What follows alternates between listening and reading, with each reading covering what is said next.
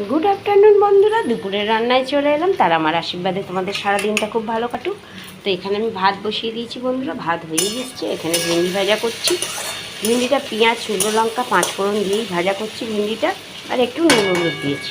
এটা আর একটু ভাজা ভাজা হবে। এখানে আমি মটর ডাল সেদ্ধ করে রেখেছি, দেখি হয়েছে নাকি। ওটা হিং ফোড়ন টমেটো দিয়ে আদা বাটা দিয়ে করব। এখানে একটু 3 পিস পাবদা মাছ আছে, এখানে একটু রুই মাছ আছে, একটা তেলাপিয়া আছে, আর একটু চিকেন আছে। যাই কিছু বানাই সবটাই তোমাদের দেখাবো, যেহেতু রোজ আমি তোমাদের জানাই ব্রেকফাস্টে কী করছি, লাঞ্চে কী করছি।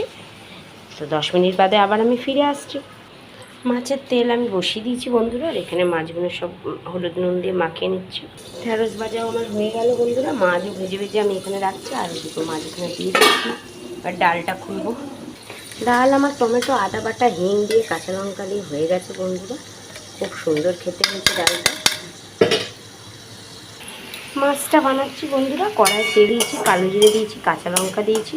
কালো জিরে কাঁচা লঙ্কা ভাজা হয়ে গেছে, টমেটো দিয়ে দিয়েছি, টমেটো ভাজা হয়ে গেছে, আদা বাটা দিয়েছি, একটু নুন হলুদ, একটু কাশ্মীরি লঙ্কা গুঁড়ো, এই দিয়ে ভালো করে কষছি বন্ধুরা। তেল বেরিয়ে গেলে জল দিয়ে দেবো, জল ফুটে গেলে মাছ দিয়ে নামিয়ে নেবো। এখানে আমার ডাল, ভেন্ডি ভাজা, 2 রকম ভাত সব হয়ে গেছে। চিকেন স্টুটা বসাবো বলে কড়া বসিয়ে দিয়েছি বন্ধুরা, আর এখানে আমার মাছের ঝোল হয়ে গেছে।